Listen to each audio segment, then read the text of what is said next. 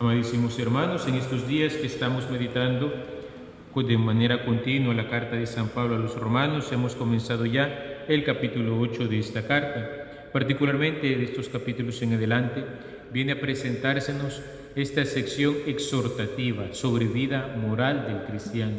Y el preámbulo nos lo dice todo, el fundamento real de por qué nosotros vivimos como vivimos.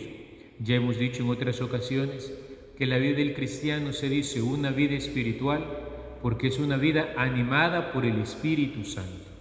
Nosotros buscamos vivir siguiendo las mociones del Espíritu Santo, de tal manera que toda palabra que el Señor nos proclama para nosotros es un llamado a entrar en la conversión del corazón en actitudes y comportamientos concretos.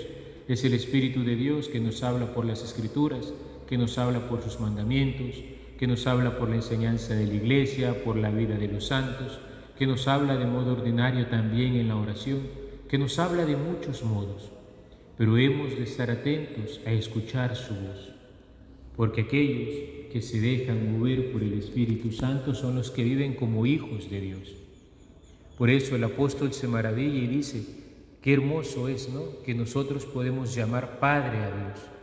¿Y eso qué significa? Que yo tengo que asumir también mi realidad de hijo.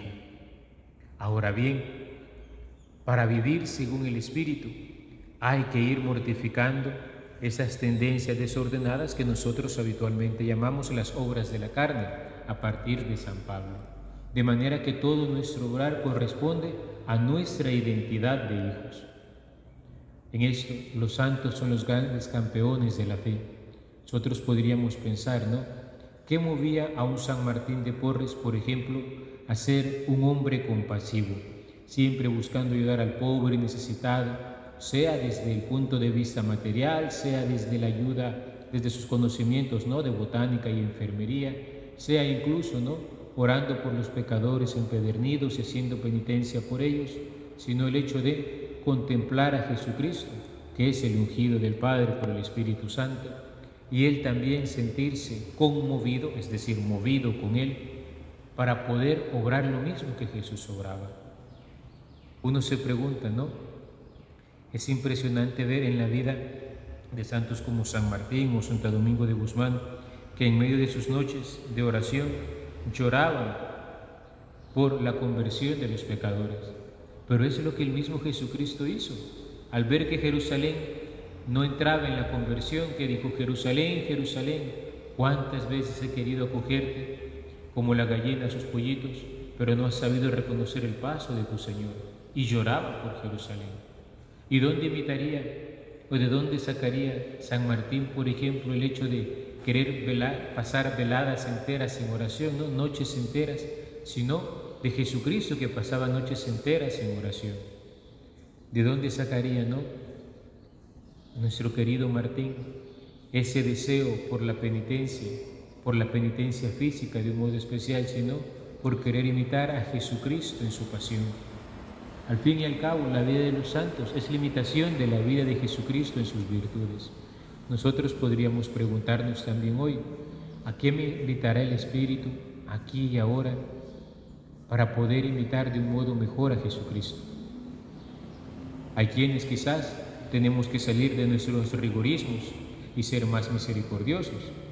Hay otros que quizás tenemos que salir de nuestras tibiezas y ser más firmes.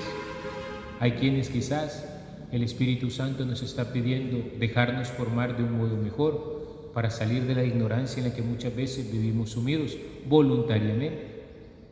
Otras veces quizás el Espíritu Santo nos estará pidiendo hacer más oración. Quizás nos puede pedir el Espíritu Santo empeñarnos de un modo particular en la atención a un pobre o necesitado que tengo en casa.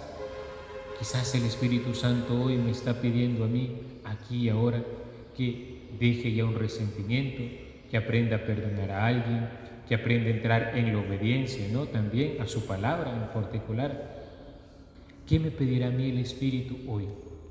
Porque el Espíritu continúa a habitar, a vivir y a actuar en nuestra historia. Podemos de estar atentos a su paso. De ahí que el Santo Padre, ¿no?, en la homilía de ayer, en la conclusión del sínodo, es maravilloso que nos recordara justamente esto.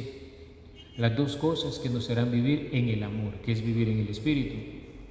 La adoración, pasar tiempo a solas con el Señor, y el servicio.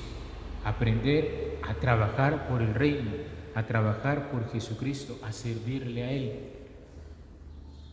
Son dos elementos que muy probablemente nos purificarían y nos prevendrían de caer en la trampa de hoy en día, ¿no? En nuestra sociedad de un modo particular, que es el secularismo, amoldarnos a la mentalidad del tiempo presente, vivir como si Dios no existiera, vivir creyendo, sí, dice uno en Dios, pero no se nos nota porque no queremos pasar tiempo con Él ni servirle a Él.